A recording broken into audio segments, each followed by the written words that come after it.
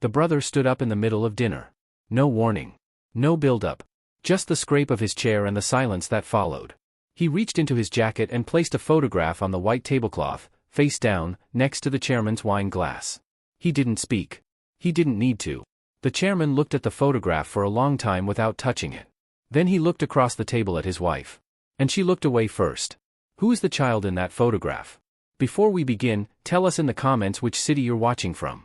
And if you're new to the channel, subscribe and turn on notifications so you don't miss our next story. The Hale family dinner happened every year on the same weekend in November. Same house. Same table. Same flowers, white, arranged by the same florist who had been doing it for 20 years. The kind of tradition that stops being about the people and becomes about the performance of the people, the proof that everything is fine and always has been. Dorian Hale ran it the way he ran everything, with complete, effortless control. 54 years old, silver at the temples, the kind of man who takes up exactly the right amount of space in every room he enters. He sat at the head of the table and made the whole evening feel like something you'd been invited to rather than something you were obligated to attend. His wife Sylvie was beside him. Elegant, practiced, the kind of woman who has spent decades learning how to make a room feel warm without showing the effort it takes. Their children were there. Nora, 28, on her father's left, sharp and quiet in the way she'd always been. Felix, 24, further down, easier, quicker to laugh. Guests filled the other seats, board members, a few longtime family friends, the usual architecture of a dinner that is always, underneath, about something other than dinner. Calder Hale sat near the far end of the table. He always sat near the far end. He had arrived 20 minutes late, not dramatically, just late enough that everyone noticed and nobody acknowledged it, and taken his seat without apology or explanation. He was 49, 5 years younger than Dorian, and carried himself the way younger brothers sometimes do when they've spent a lifetime standing in a larger shadow, not bitterly, not visibly, but with the specific economy of a man who has learned not to take up too much space. He spoke very little through the first 2 courses. He ate. He listened. He watched the table with the patient attention of someone who has been waiting for the right moment and has made peace with waiting.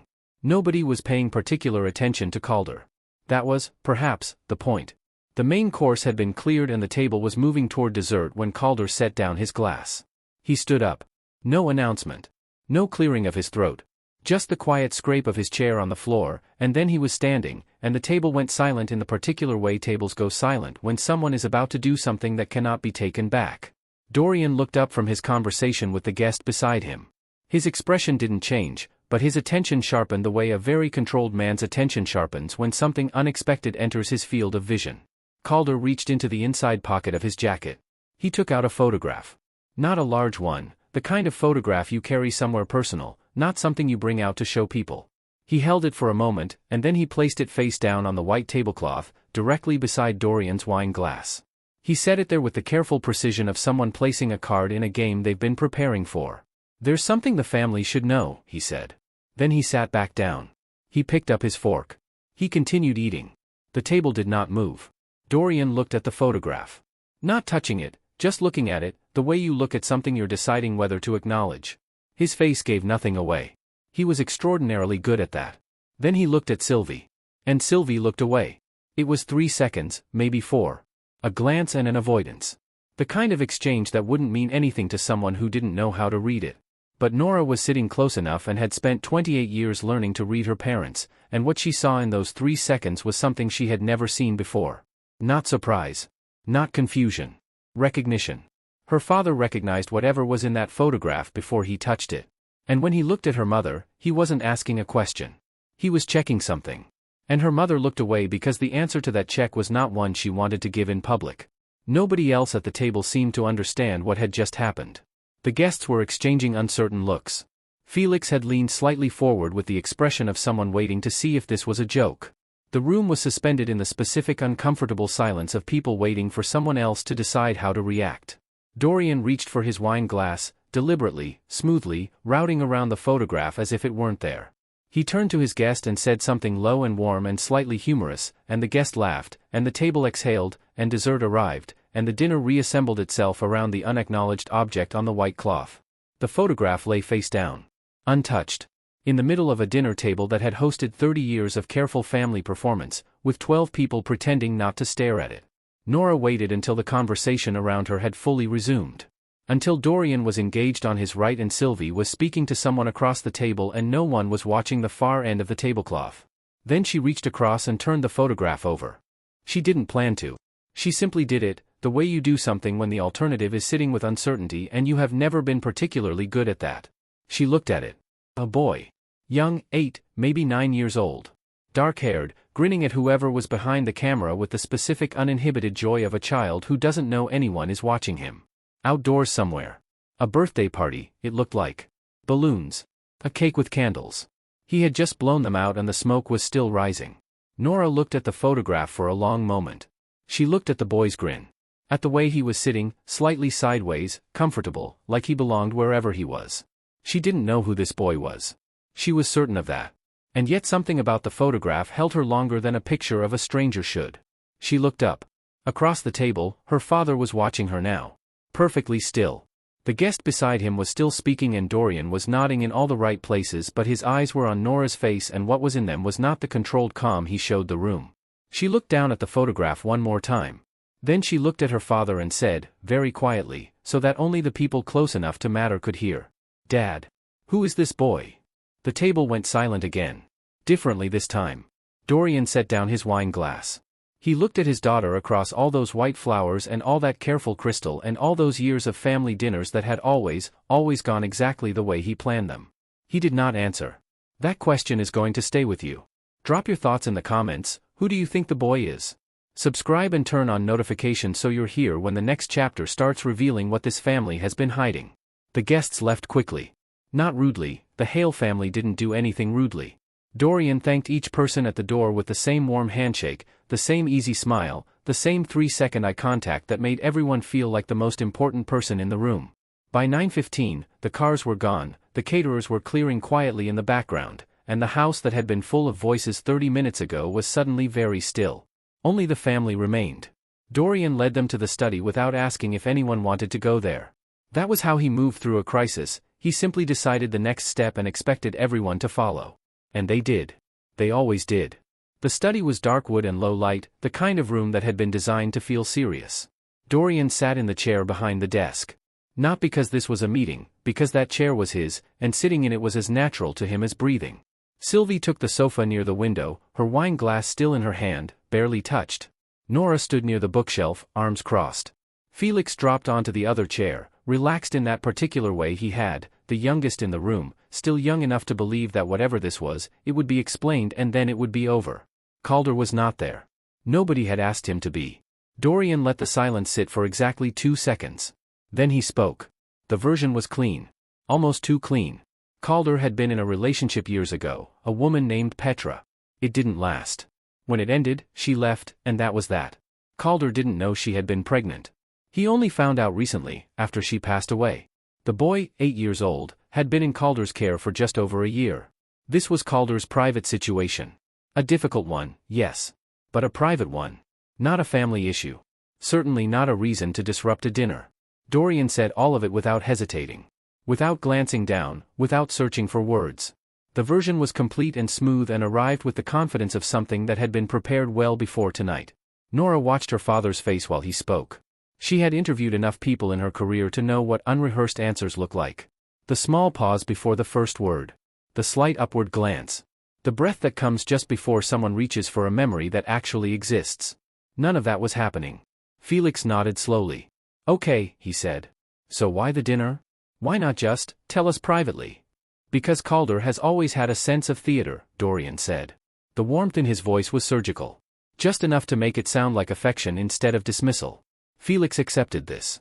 He shifted in his chair and the tension in his shoulders dropped by half an inch, and Nora could see him deciding the thing was understood now and mostly over. He was 24. He wanted it to be over. Sylvie had not said a single word. She was sitting with her glass held in both hands, looking at a point somewhere near the middle of the room. Not at Dorian. Not at the children. She had the look of a woman who had made a decision a long time ago to hold something very carefully, and was currently holding it. Nora asked the question she had been building toward since Dorian started talking. "How old is the boy?" 8, Dorian said. "Calder told me 8. "When is his birthday?" A pause. Small, almost nothing. But Nora caught it the way she caught everything when she was paying full attention. "I don't know the exact date," Dorian said. That's Calder's business. He changed the subject. He was extraordinarily good at that, not by deflecting, but by introducing something more interesting in the same breath. He moved them onto the question of what support, if any, Calder might reasonably need, which was a practical topic that let everyone feel like they were being helpful. Felix engaged immediately. Sylvie made a small noise that could have been agreement. The specific date of the boy's birthday was simply left behind. Nora let it go. She filed it. The meeting ended the way Dorian's meetings always ended, with everyone feeling like something had been resolved, and Dorian feeling like he had successfully navigated to the far side of a difficult thing. He kissed Nora on the cheek at the study door, told her to drive safe, told Felix the same. Sylvie stayed in the room. Nora got her coat. She said goodnight to the last of the caterers in the hallway. She thought about the photograph, the boy's face, the birthday candles, the way the smoke from the candles was still rising in the picture like the moment had just happened. She thought about her father's pause. She thought about the way Sylvie had held that wine glass all night without drinking from it. She was halfway down the main staircase when she saw the kitchen light. It wasn't unusual for a light to be on after a dinner. But it was the kind of light that comes from a single lamp, not the overhead, and it was nearly midnight, and the caterers had finished, and the house was quiet. Nora went down. Her mother was standing in the kitchen. Not making tea, not getting water. Just standing near the counter with her arms wrapped loosely around herself, looking at the window that faced the dark garden. She didn't seem surprised to see Nora. She didn't seem like she'd been unable to sleep. She seemed, Nora thought, like a woman waiting for something specific. "Mom." Sylvie turned. "You should go home," she said. Not unkindly. "Are you okay?" "I'm fine." She said it the way people say things they've said so many times the words have lost their shape. Nora looked at her mother in the low kitchen light, really looked at her, and felt something she hadn't felt in the study. The explanation Dorian had given was complete and smooth and probably what Felix would repeat to his friends if they ever asked. But Sylvie had stood in this kitchen every day for 30 years and she was standing in it now at midnight, waiting. And then the phone on the counter lit up. The screen glowed white in the dark kitchen, one bright rectangle, a name on it, and before Nora could see what it said, Sylvie's hand came down and covered it. Flat. Deliberate.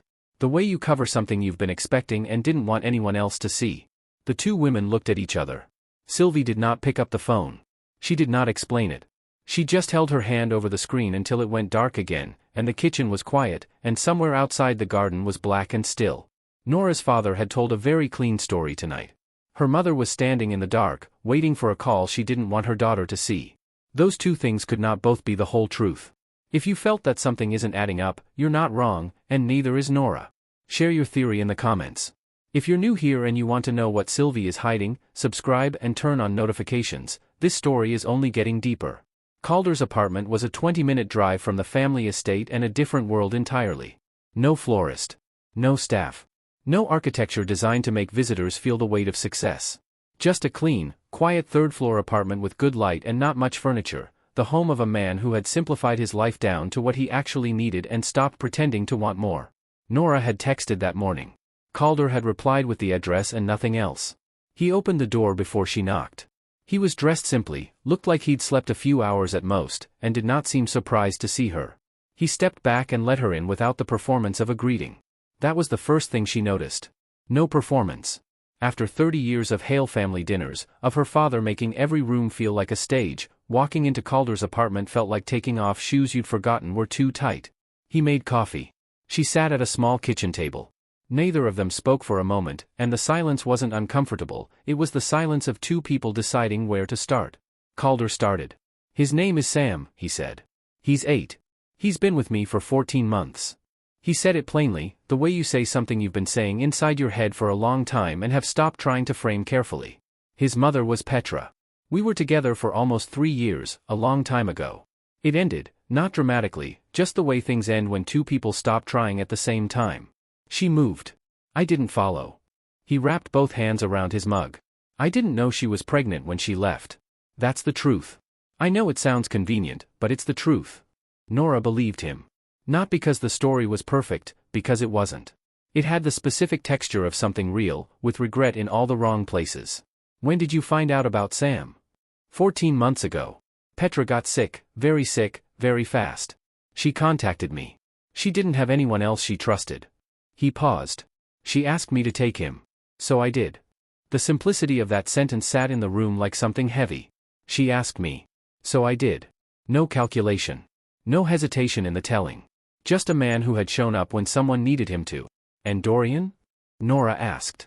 Calder's expression didn't change, but something behind it did. A door closing, maybe. Or a scar that had stopped hurting enough to talk about. 6 weeks ago, he said. I went to him privately.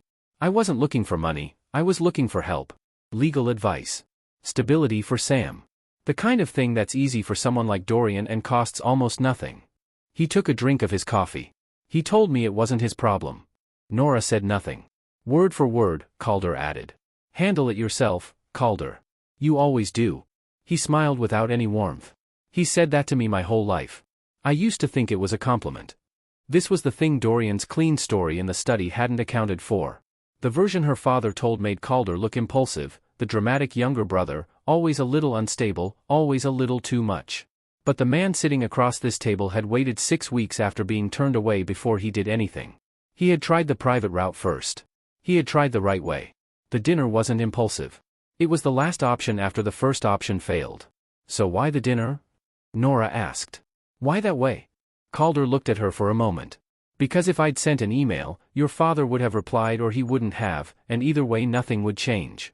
But if I stood up at his table, he paused, in front of his board members, his guests, his children, then at least someone else would know. At least it would be real.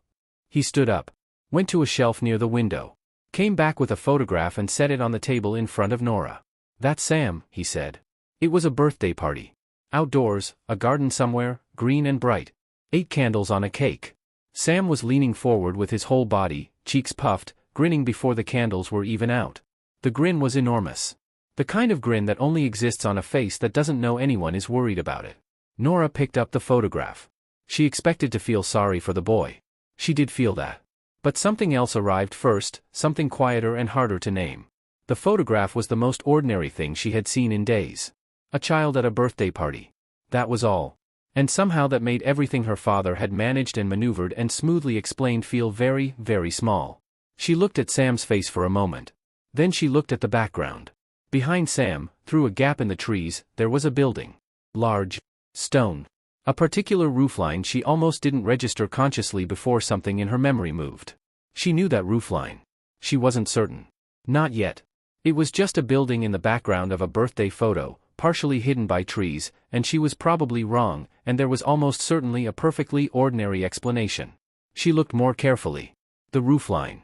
The stonework. The way the upper windows sat. She had seen those windows before. She had been inside that building before.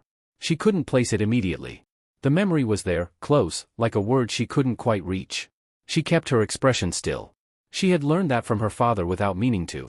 Can I? She started. Calder nodded before she finished. Keep it as long as you need. But she didn't take it. She set it back on the table between them, reached into her pocket, and held up her phone. Can I take a picture of it? He nodded again. She photographed the image carefully. The whole frame first. Then she zoomed in, not on Sam's face, which was what anyone would zoom in on, but on the building in the background. The roofline. The windows. She handed the photograph back to Calder and slid her phone into her pocket. He was watching her with the quiet attention of a man who notices things and doesn't comment on them. Thank you, she said. For telling me. You asked, he said. No one else did. She drove back toward the city with her phone on the passenger seat and that photograph in her head, not Sam's grinning face, not the candles, not any of the things you were supposed to notice in a birthday picture. The building in the background. She almost knew what it was. And the closer she got to knowing, the less she wanted to be right. If something in that photograph is pulling at you the same way it's pulling at Nora, share your thoughts in the comments. And if you're here for stories that don't let you go, subscribe and turn on notifications. The background of that picture is about to change everything. Nora didn't sleep well. She lay in bed with her phone on her chest and the photograph open on the screen, zoomed in as far as the image would allow without falling apart into pixels. The building was there. Partially hidden by trees, caught in the gap between 2 branches behind Sam's left shoulder. Stone exterior. Tall upper windows with a particular arch to them. A roofline that jutted out on the left side in a way that was, she was almost sure now, completely specific. Not a hotel. Not a school. Not someone's countryside home. She had been inside that building exactly twice. Both times for company retreats. Both times at her father's invitation. It was a Hale Industries property. She sat up. Put her feet on the floor. The apartment was dark and the city outside was quiet, and her brain was running very fast in a very small space. A Hale Industries retreat property. Private. Family-owned. Accessible only by internal authorization. And somehow, in the background of a birthday photograph of a boy that her father claimed to know almost nothing about, there it was. She didn't call anyone. Not yet. She opened her laptop and went to work. Nora's role in the company's operations division meant she had legitimate access to a lot of systems that most people didn't think about. Facility logs. Access records. Guest authorization databases. The kind of administrative infrastructure that keeps a large company functioning and that nobody senior ever looks at because that's what people like Nora are for. She pulled up the retreat property's access log and ran the last 3 years. 14 visits. All under the same guest authorization code, a code she didn't recognize, which was the first strange thing. She knew most of the active guest codes. She had issued several of them herself. This one wasn't in her records. She traced it back through the system. The code had been created 3 years ago, inside Hale Industries, by someone with senior-level authorization. She could see the access level required to generate it. She could see the date it was created. What she couldn't see, not from her access level, not without going further than she was supposed to go, was the name attached to the account that created it. She stared at the screen for a long moment. Calder had no company access. He had never worked at Hale Industries. He couldn't have created this code. Someone else had. Her phone rang. Felix. She almost didn't answer. Then she did. "Hey," he said. He sounded easy, casual, the way Felix always sounded, like whatever was happening was probably fine. "Did Dad talk to you this morning?" "Not yet. He called me. About Calder." A brief pause, the sound of him settling into something comfortable. "He's worried Calder is trying to stir things up before the board restructuring. Like, using the kid as, I don't know, leverage or something. Creating drama at the worst possible time." Nora said nothing. "I just think," Felix continued, "that we should probably not go digging into all of this. Let Dad handle it. Calder always does this kind of thing." "What kind of thing?" "You know. Making everything about him." Nora looked at her laptop screen. The access log. 14 visits. A code she couldn't trace. "Yeah," she said. "You're probably right." She let Felix talk for another 2 minutes and then got off the phone and sat very still for a moment. "Calder always does this kind of thing." Felix had said it with complete confidence, as if it were a fact he'd arrived at himself. But Felix had spoken to Dorian that morning, and Dorian had been managing narratives since before either of them were born. What Felix believed and what Dorian had planted were, at this point, probably indistinguishable. She closed her laptop. Got her keys. She was going to need to see the property in person. The retreat was 2 hours north, a long stone building set back from a private road, surrounded by trees that had been there longer than the company. The caretaker, a man named Gerald who had been looking after the property for 30 years, met her at the gate with the unhurried manner of someone who had never needed to rush anything. He recognized her immediately. She had been here before, years ago, for a company event. He remembered faces. She told him she was doing a routine facilities review. He nodded and walked her around without suspicion, pointing out a repaired section of the east wall, a boiler that had been replaced in the spring, the garden that had grown too large and needed attention. Then she mentioned, carefully, that she understood the property had had some additional use in the past few years. Guest visits. A child, possibly. Gerald stopped walking. He looked at her without alarm, more with the expression of someone deciding how much a question deserves an answer. "The boy," he said. "Yes. He came a few times." Nora kept her voice level. "How many times, roughly?" He thought about it. 5 or 6. Usually just a few days at a stretch. Quiet kid. Liked the garden. He glanced toward the far end of the grounds. He'd spend hours out there. Didn't need much entertaining. Did he come alone? With his mother, the first times. Later, Gerald paused. Later, just with someone who looked after him. A young woman, I think. And he'd call someone on the phone in the evenings. You could hear him laughing from the hallway. He said this without sentiment, as a simple memory. He seemed happy to talk to whoever it was. Nora looked at the garden. Green, overgrown at the edges, exactly the kind of place a child would disappear into for hours. "Gerald," she said. "The authorization for these visits, who approved them?" He didn't hesitate. 30 years of institutional memory, and he had never needed to check a file to answer a question like this. "Same as always," he said. "Mr. Hale." Nora nodded slowly. She thanked him. She walked back to her car. She sat in the driver's seat without starting the engine and pulled up the access log on her phone. The authorization code. Issued by someone inside the company. Senior level access. And a name she still couldn't see. Mr. Hale. There were 2 men in the world who went by that name inside Hale Industries. One of them had sat at the head of a dinner table 3 nights ago and told a clean, unbroken story about a child he barely knew. The other had no company access at all. The log didn't specify which Mr. Hale had signed off on those 14 visits. But one of them was lying. And Nora was starting to understand that she had been asking the wrong questions about who knew this boy, and asking them of exactly the wrong person. If you know which Mr. Hale authorized those visits, drop your theory in the comments, because the answer is going to hurt. Subscribe and turn on notifications so you don't miss the moment this family story finally cracks open. Nora went back to Calder's apartment the next morning with 2 coffees and the access log open on her phone. She had spent the night turning the property visit records over in her mind, looking for the shape of something she could understand. By the time she arrived at his door, she had almost convinced herself she was ready to hear the rest of the story. The part her father had skipped. The part that would make the pieces fit. Calder let her in. He looked like he hadn't slept either. They sat at the same small table as before. Same quiet apartment, same low light. And this time, without her asking, Calder started talking. He told her about Petra. They had met at a mutual friend's dinner, nothing dramatic, nothing cinematic. She was funny and direct and completely uninterested in impressing anyone, which was so different from the world Calder had grown up in that he didn't know what to do with it at first. They were together for almost 3 years. Good years, he said. Real ones. Why did it end? Nora asked. He was quiet for a moment. Because I didn't fight hard enough to keep it. She wanted more than I was giving, and instead of giving more, I waited.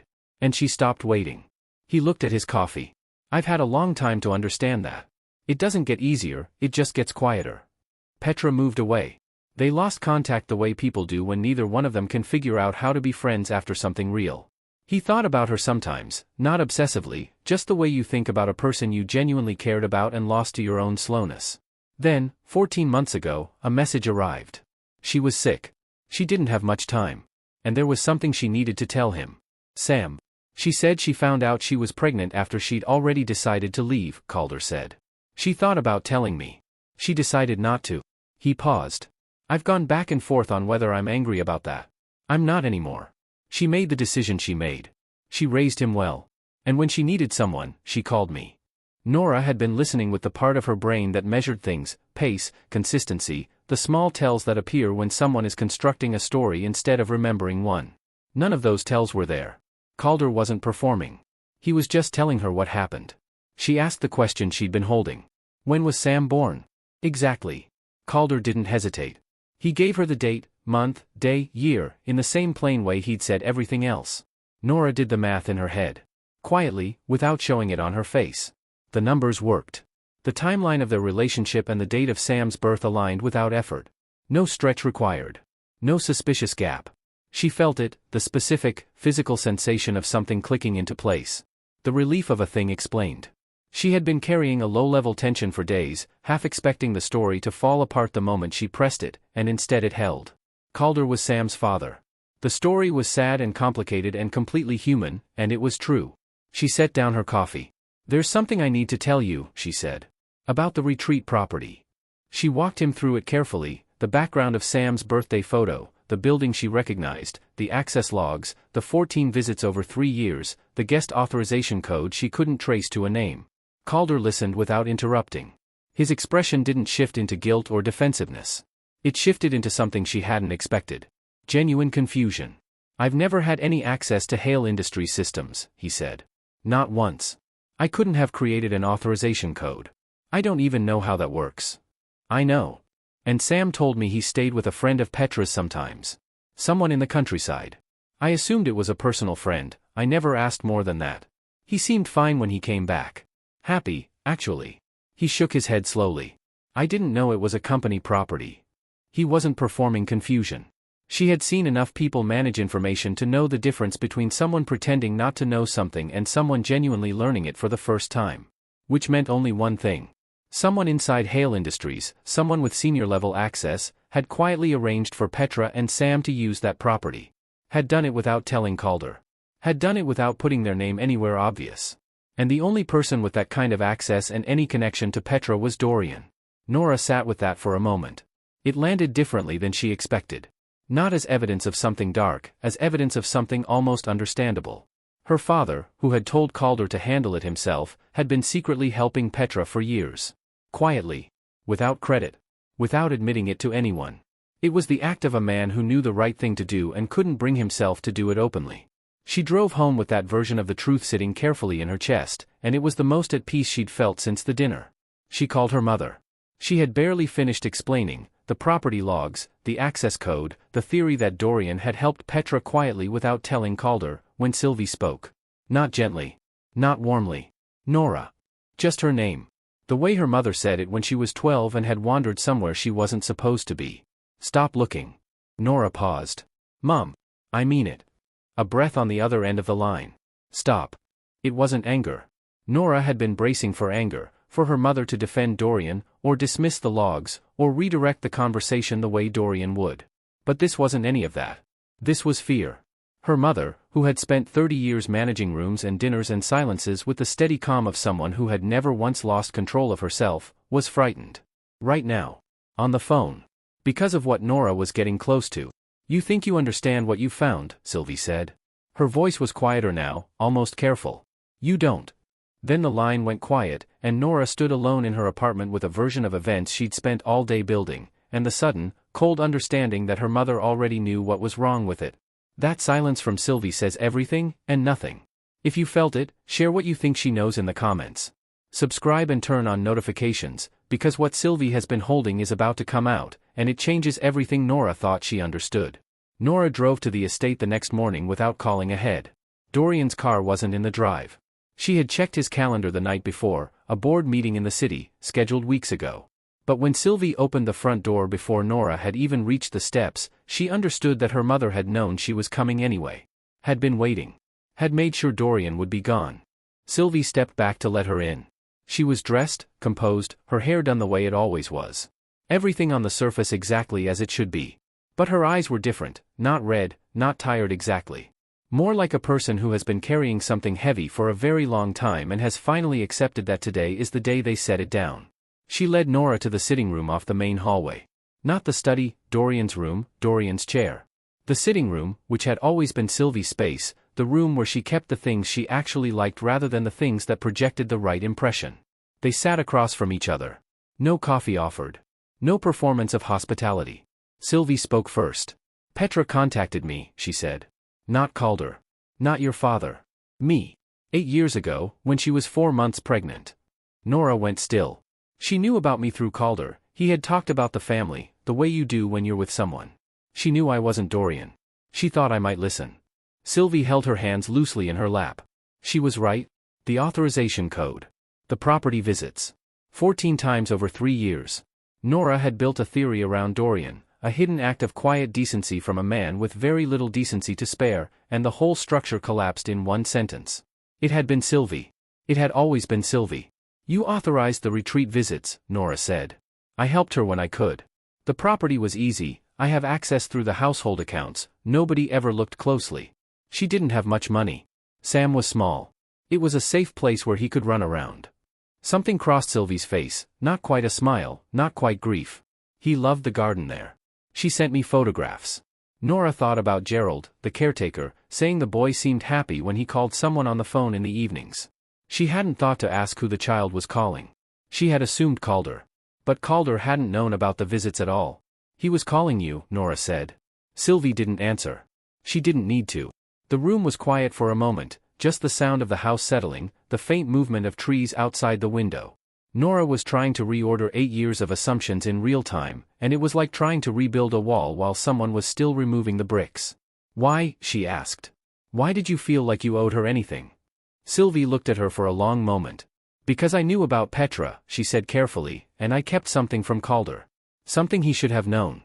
Something that would have changed what he chose. What did you keep from him? Not yet. Sylvie's voice was quiet but completely firm. That part isn't yours to know yet. It isn't mine to give you. Nora wanted to push. She didn't. The wall was there and her mother had placed it deliberately, and the only way through it was patience, and she had learned patience from watching her father navigate every room he had ever entered. Does Dad know, she asked instead. Any of this? He knows Calder has a child. He knows about the dinner. Sylvie paused. He does not know about Petra and me. He does not know about the letters, or the property visits, or," she stopped. Chose her words. "He does not know the full shape of what happened. But he knew to tell Calder to handle it himself." Sylvie's expression shifted. Just slightly. "Your father is very good at knowing the exact amount of something that is useful to know and nothing more." That landed the way it was meant to. Then Sylvie said something that Nora hadn't been prepared for. "The board restructuring," she said. "The one Dorian is managing right now. Do you know what it actually involves?" "Some of it. Realignment of voting shares. A couple of senior positions changing. It involves Calder." Sylvie looked at her steadily. "Not directly. But the restructuring closes a gap, a very specific gap in the company's founding structure, that has existed since the beginning. Your father has been planning this for 2 years. And Calder showing up at that dinner, at this particular moment, was not a coincidence of timing." Nora felt the ground shift again. A new question forming before the last one had fully settled. "Calder knows about the restructuring?" "Calder knows more than your father thinks he does," Sylvie said. "That's all I'll say." She stood up. Went to the small writing desk in the corner of the room, a desk that had been in that spot for as long as Nora could remember, with the same lamp, the same neat surface, the same shallow drawer that Sylvie kept locked and that Nora had always been too well raised to ask about. She opened the drawer with a small key from her pocket. She came back to the sofa and set something on the cushion between them. An envelope. Cream-colored, sealed. On the front, in handwriting Nora didn't recognize, careful, slanted, the writing of someone who took their time with letters, a single name. Calder. "Petra wrote this before she died," Sylvie said. "She asked me to hold it. She said it was to be given to Calder only after Sam turned 8. She looked at the envelope without touching it. "Sam turned 8 3 months ago." Nora looked at the letter. Then at her mother. "You haven't given it to him." "No. Why not?" Sylvie was quiet for a moment. When she spoke, her voice was the quietest it had been all morning. "Because I know what's in it. And I needed more time to understand what happens to this family when he reads it." The envelope sat between them on the cushion. Sealed. Addressed. 3 months overdue. And somewhere across the city, Calder was living in his quiet apartment with Sam, not knowing that a letter with his name on it had been sitting in his sister-in-law's locked drawer since the day his world was supposed to change. Sylvie has been holding that letter for 3 months, and whatever is inside it frightens her. Drop your thoughts in the comments, and subscribe with notifications on, because the moment that letter opens, nothing in this family stays the same. Nora picked up the envelope from the cushion between them. Sylvie's hand moved, not quite reaching for it, but close. A reflex. The instinct of someone who has held something for so long that the act of releasing it feels like a physical loss. "Nora. It belongs to him." Nora stood up. She kept her voice even, not unkind, but completely clear. "Whatever is in it, it belongs to Calder. It has belonged to him for 3 months. You know that." Sylvie looked at her for a long moment. Something moved behind her eyes, guilt, maybe, or the particular exhaustion of a person who has been making a decision every single day for 3 months and is finally being relieved of it. She didn't reach for the letter again. Nora drove to Calder's apartment with the envelope on the passenger seat. She didn't open it. She thought about it, the sealed flap, the careful handwriting, for pages of whatever Petra had spent her last weeks deciding to say. She thought about it and she left it alone. It wasn't hers. It had never been hers. She knocked on Calder's door at just past noon. He opened it, saw her face, saw the envelope, and stepped back without a word. He sat on the sofa. She sat in the chair across the room, far enough to give him space, close enough to be there if he needed someone to be. He turned the envelope over in his hands once. Read his own name on the front. Set it on his knee. Then he opened it. The apartment was very quiet. Somewhere in the back, a bedroom, maybe, or a small study, Nora could hear the soft, irregular sounds of a child doing homework. A pencil. A page turning. The occasional quiet sound of a kid who is working on something and occasionally talking to himself. Sam. Nora kept her eyes on Calder. He read slowly. The first page, his expression didn't change, just the careful attention of a man absorbing something word by word. The second page, his jaw tightened slightly, the way it does when something painful arrives and you decide not to show it. The third page. His face changed. Not dramatically, Calder wasn't a dramatic man. But something in the set of his features shifted the way a landscape shifts when the light changes. Slower. Deeper. The difference between the face of someone reading difficult news and the face of someone reading something that reorganizes everything they thought they understood. He kept reading. The fourth page. He got 2/3 of the way down. Then he stopped. Set the letter on his knee again. Looked at the wall across from him for a long moment, the way people look at walls when they're not seeing the wall at all. Nora waited. She knew something, he said finally. His voice was steady, but it cost him. About Hale Industries. About the founding years. He didn't look at Nora yet. She was a legal analyst there. Back before we met, I didn't know that at the time. I found out later, but I didn't think it mattered. What did she find? Documentation. He folded the letter carefully, the way you handle something you're not ready to put down but can't keep looking at. About how the company was built. About a decision your father made in the early years, a decision that removed someone who should have been a founding partner. Someone who had contributed to the company from the beginning. He paused. The methods he used to remove that person were not legal. And they were not kind. The room felt smaller suddenly. Nora could hear her own breathing. She was paid to keep quiet, Calder continued. She took the money. She was young, she needed it, and she was frightened. But she kept the documentation anyway. She kept copies of everything, and she hid them, and she spent 8 years deciding what to do about them. He looked down at the folded letter. She ran out of time before she decided. So she gave the decision to me. The documentation. In this apartment. In whatever box or folder Calder kept the things that Petra had left behind. Nora thought about her father at the head of that dinner table, silver at the temples, effortlessly commanding, the kind of man who makes every room feel like he designed it specifically for this moment. She thought about the board restructuring, the gap Sylvie had mentioned, the founding structure that Dorian had been quietly closing for 2 years. She thought about how a man who builds something on a broken foundation spends the rest of his life managing the crack. Calder looked at her directly for the first time since he'd started reading. Do you know who your father really took the company from? Before Nora could answer, before she could even fully process the question, a sound came from the hallway. Small footsteps. Unhurried. A boy appeared in the doorway. 8 years old, dark-haired, still holding a pencil. He was wearing a sweatshirt with something printed on the front that had been washed so many times the letters had faded. He looked at Calder first, the automatic check of a child who has learned to read the adults around him, and then his eyes moved to Nora. He studied her with the frank, uncomplicated curiosity of a child who hasn't learned yet that staring is impolite. Uncle Cal, he said. Who's the lady? Calder's voice came out softer than anything Nora had heard from him all day. She's a friend, Sam. Go finish your homework. But Sam didn't move. He was still looking at Nora with that open, unguarded expression, the kind of look that goes straight through every careful adult wall and lands somewhere undefended. You look like the picture, he said. Nora went still. What picture? The one Mom kept on the shelf. He said it simply, the way children state things that are just true. The lady in it. Mom said she was important. He thought about it for a second, pencil tapping against his leg. I always wondered who she was. The room was absolutely silent. Nora looked at the boy in the doorway, his dark hair, his easy posture, the pencil in his hand, and felt the floor of the world shift beneath her in a way that had nothing to do with documents or access logs or founding structures. Petra had kept a photograph of Nora on her shelf. Had kept it for years. Had told her son it was important. And Nora had never met Petra in her life. Whatever Petra knew about Nora, that's the piece nobody has found yet. Drop your theory in the comments, because this story just opened a door that nobody expected. Subscribe and turn on notifications so you're here when the next chapter walks through it. Sam went back to his homework. Just like that, a child's attention, complete and then gone, back to the pencil and the page. But Nora couldn't move. She was still sitting in the chair across from Calder, and the question Sam had left in the room was still there too, hanging in the air where he'd been standing. The lady Mom kept on the shelf. The one she said was important. Calder was watching her. He had the expression of a man who has just read 4 pages of things he wasn't prepared for and is now watching a 5th thing arrive without warning. You didn't know Petra, he said. It wasn't a question. He knew the answer already. I've never met her. Then why did she have your photograph? Neither of them had an answer. Nora stood up. Do you still have her things? Personal items, photographs, anything she kept? Calder was already moving.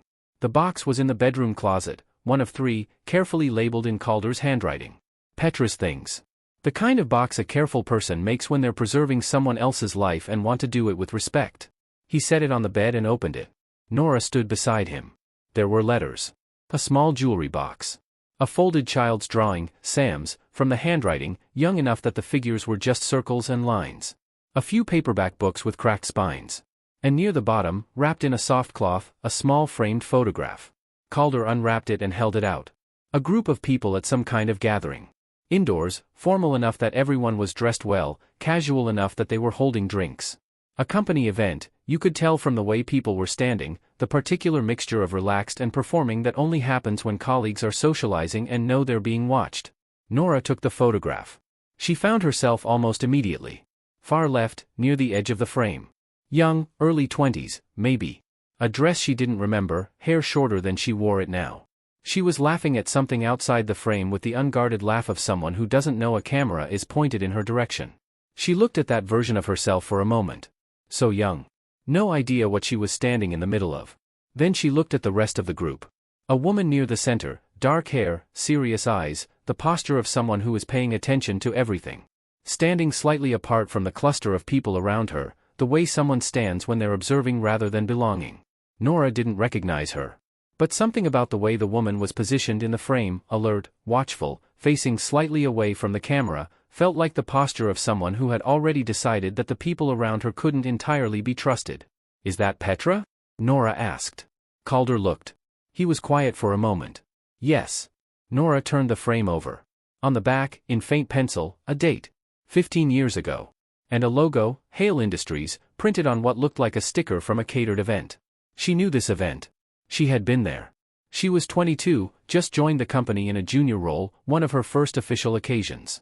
She remembered almost nothing about it except the food and a speech her father gave that everyone applauded too long. Petra had been there too. Petra had worked at Hale Industries. It took Nora 4 hours and one phone call she wasn't entirely comfortable making. Her contact in the HR archive was a woman named Diane who had been with the company longer than almost anyone and had a very clear sense of what was and wasn't her business. Nora told her it was important. Diane asked no questions and sent her access to a set of records that were technically sealed, technically above Nora's clearance level, and practically the only way forward. Petra's employment file. She had joined Hale Industries as a legal analyst 15 years ago. The file described her as sharp, fast, ahead of schedule for her development track. There were 2 glowing performance reviews. Then nothing. A gap. And then a departure record, sudden, no stated reason, the kind of clean exit that only happens when someone has been paid to leave quietly and has signed something promising not to talk about why. A settlement. Terms sealed. Nora sat with that for a moment. A young legal analyst, smart and capable, forced out of the company with a sealed settlement. No explanation. No record of cause. She went deeper into the archive. This was the part she wasn't supposed to see. This was where Diane's access had opened a door that Nora pushed through without letting herself think too carefully about whether she should. The reason for Petra's departure. She had discovered something. In the course of her work as a legal analyst, routine review of historical asset records, she had found documentation of an irregular transfer during the company's founding years. Assets that had belonged to a third party. A partner, or someone who should have been a partner, who had been removed from the structure before the company went public. The removal was not clean. The methods used were not legal. And the assets that should have belonged to that person had been absorbed into the company without acknowledgement or compensation. Nora read it twice. Then she read the name. The third party's name. The one that had been in the original founding documents and then removed from every subsequent record, scrubbed from the company's official history so completely that it had taken a 23-year-old legal analyst stumbling across a misfiled archive to find it. Nora had heard that name exactly once in her life. She was 12 years old, standing in the upstairs hallway of the estate late at night, and her parents were in the study below with the door not quite closed. She hadn't been able to hear everything, just fragments, her father's voice tight in a way she had never heard before or since, her mother's voice low and insistent. And one name, said once, by her father, with the specific controlled anger of a man saying something he has never said out loud before and intends never to say again. She had not known what it meant. She had gone back to bed and never mentioned it, and over 20 years the memory had faded to almost nothing, just the feeling of it, the strange cold feeling of hearing her father frightened. Now she knew what it meant. Dorian Hale had not built Hale Industries alone. There had been a third person, a partner, at the beginning, when it was still just an idea and a set of assets and the hard work of 3 people who believed in the same thing. And at some point, before the company went public, before it became what it became, that third person had been removed. Quietly. Illegally. Completely. Erased. Nora closed the file. She sat in her apartment in the dark and did the math she had been avoiding. The documentation Petra had kept, the copies she had hidden and carried for 15 years and finally passed to Calder through the letter, was enough. Enough to demonstrate the irregular removal. Enough to establish what that third partner should have received. Enough, in the hands of the right lawyer, to make a legal claim against the company's founding structure. That claim would belong to the heirs of the third partner. If those heirs existed. She thought about Sam. About the way he had appeared in the doorway with his pencil and his faded sweatshirt and his completely open face. About the way Petra had named him. She pulled up the employment file again. Found the third partner's name. Read it once more. Then she looked up Sam's full name, which Calder had mentioned once, in passing, at that small kitchen table. Sam's last name was not Hale. It was the third partner's name. Petra had known exactly who Sam was. She had known from the beginning. And she had named her son after his grandfather, the man her father had erased, and she had kept the documentation that proved it, and she had spent 15 years deciding what to do with the truth she was carrying. Hale Industries. Everything it was. Everything it had ever been. And a boy in a faded sweatshirt doing homework in the next room, who had no idea that his last name was a claim. Petra kept that photograph of Nora for 15 years, and now we know why. If this revelation hit you the way it should, share your thoughts in the comments, and subscribe with notifications on, because what Calder decides to do with this documentation is the most important moment in this entire story. Nora drove back to Calder's apartment that same evening.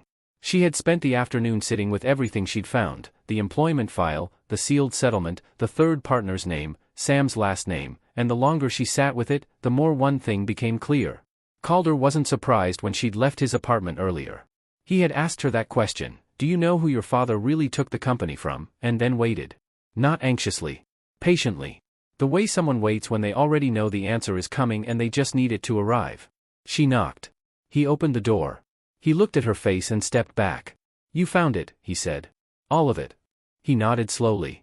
He didn't look relieved. He didn't look vindicated. He looked like a man who has been carrying something for a long time and is watching someone else finally feel the weight of it. "Sit down," he said. "I'll tell you what I should have told you from the beginning." He had read the letter the night Petra died. Not a copy, the original, which she had pressed into his hands in her final days along with one instruction: wait until Sam turns 8, then have it formally delivered to yourself. Make it official. Make it something that can't be taken back. He had honored that. He had sealed it, given it to Sylvie as Petra requested, and waited 3 months past Sam's birthday while he figured out what he was going to do. What he was going to do turned out to be a dinner. "You knew everything before that night," Nora said. "The founding documents. The third partner. Sam's last name. All of it." "Yes.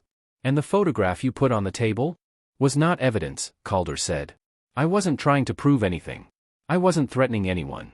He looked at her steadily. "I wanted Dorian to look at Sam's face. That was all. I wanted him to sit at his table, in his house, with his board members and his guests, and look at the face of the grandson of the man he erased. I wanted it to be real to him in a room full of people." He paused. "Because I knew that if I went to him privately again, he would manage it. He would route around it the way he routes around everything. But if it happened in public, if Nora Hale turned that photograph over and said, 'Who is this boy?' in front of 12 people, then it existed. Then it couldn't be quietly handled." The dinner. The scrape of a chair. 6 words and a photograph set face down beside a wine glass. Not impulsive. Not dramatic. Surgical. "He knew," Nora said. "Dorian knew who Sam was before you stood up. He has known for 8 years. Since Petra reached out to Sylvie. He found out the same way controlling men always find out things in their own houses. He paid attention and he put it together, and then he decided the safest thing was to know and say nothing." Calder's voice didn't rise. It stayed flat and even, the way very certain things don't need volume. "The board restructuring isn't a coincidence of timing. He has been closing the gap in the founding structure for 2 years. Quietly sealing the one legal opening that the documentation could be used against. He was trying to make the documents worthless before they surfaced. He knew Petra had kept something. He didn't know exactly what. He didn't know she had given it to me." Calder looked at his hands. "The moment I stood up at that dinner, he understood that I had it. Everything since then, Felix calling you, the instability story, the attempt to manage the narrative, none of that was about Sam. It was about the folder." Nora thought about her father at the door that night, kissing her cheek, telling her to drive safe. Managing the room even as it was falling apart around him. "What do you want?" she asked. "Not what Dorian thinks you want. What do you actually want?" Calder was quiet for a moment. "A name," he said. "That's all. I want the original founding documents amended to include the name of the man who should have been there from the beginning. A historical acknowledgement. Not money. Not a restructuring. Not the company. He shook his head.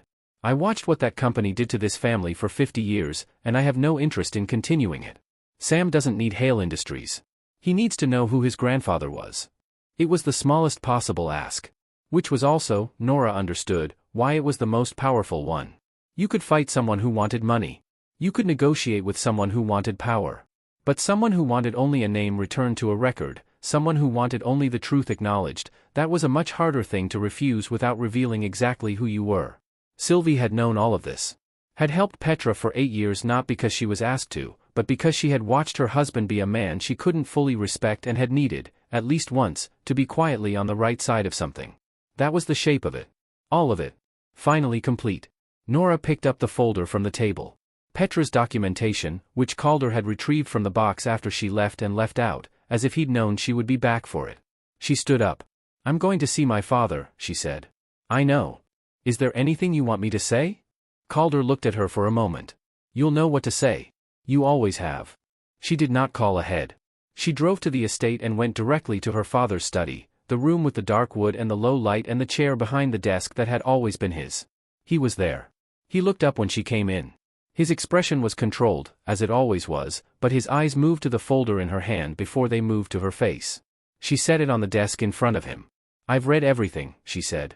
He didn't touch the folder. He looked at it the way he had looked at the photograph at the dinner table, making a decision about whether to acknowledge it. She didn't sit down. She stood across the desk from him and looked at the man who had built everything around her and asked him the question that had been building since the moment a chair scraped back in a quiet dining room and 12 people held their breath. Did you know who Sam was before Calder stood up? The study was completely silent. Dorian looked at her for a long time. Not managing the room. Not routing around the question.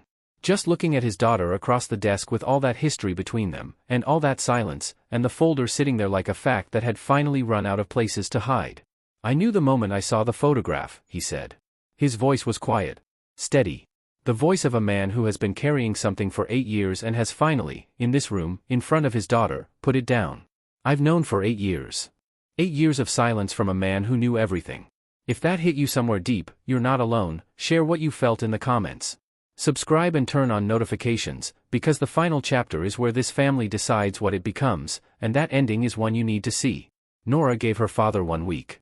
She said it clearly, standing in the study with the folder still on his desk between them, neither of them having touched it since he admitted what he'd known for 8 years. 1 week to file a voluntary amendment to the founding record, adding the original partner's name, with a historical note of acknowledgement. Nothing more. No restructuring. No legal exposure beyond what the truth already carried. Just a name, returned to the place it should never have left. Or I take the documentation public, she said. And you explain it yourself. She waited for him to push back.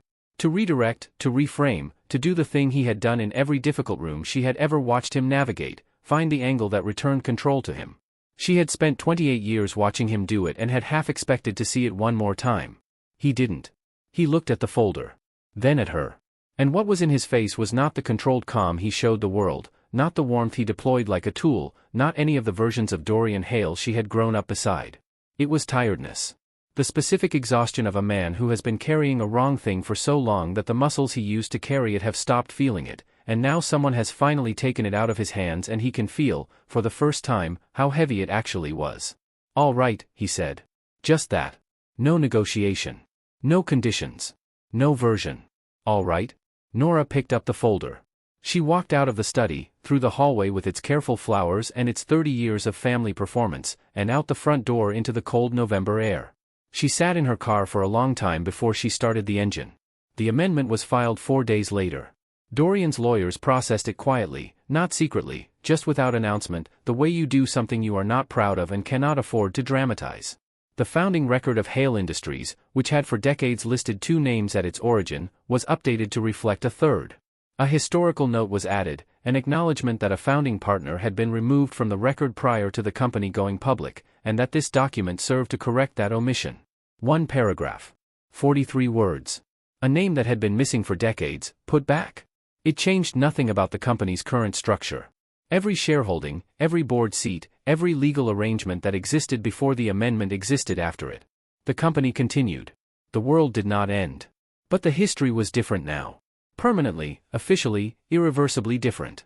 And history, Nora had come to understand, was not a small thing. History was the story a family told about itself. And this family had been telling the wrong story for a very long time. She did not know exactly what happened between her parents the night after the amendment was filed. She was not there. She did not ask. She knew only that her mother called her the next morning, early enough that Nora was still in bed, reaching for her phone in the gray light. "Mom." A pause. "Just a breath, really." "Thank you," Sylvie said. 2 words.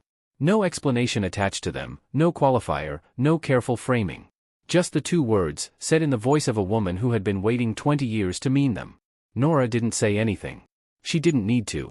She lay there in the quiet of her apartment and listened to the sound of her mother on the other end of the line, and understood that some conversations happen in the space between words. The following Sunday, Calder brought Sam to the estate. Not for any occasion. Not announced, not planned around, not managed into a formal event.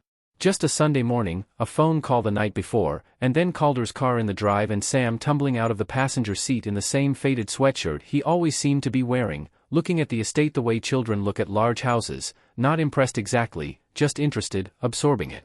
Dorian was there.